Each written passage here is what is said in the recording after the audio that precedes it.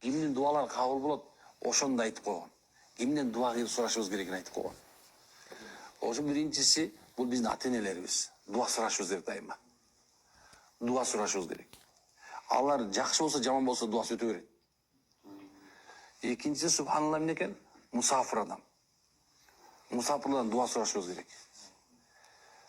Эми үчүнчүсү болсо, өтө бир зулум чегип турган адамдын дуасы кабыл болуп кетет экен. Биз билбейбиз да, туурабы? Көп убактарда мен сурашат, ушундай бир проблема болуп атат, чече албай атам, ушундай кылып атам. Анан айтасың, үч жөнү бар. Ата-энеңден сура, дуа алып койсун, мусафирдан сура, анан кийин зулум чеккен адамдан сура. Дуалар түзмө-түз кабыл болот. Бул ортого коюу. Алла ошол адамдардын бар, бизге дуа алып койчу.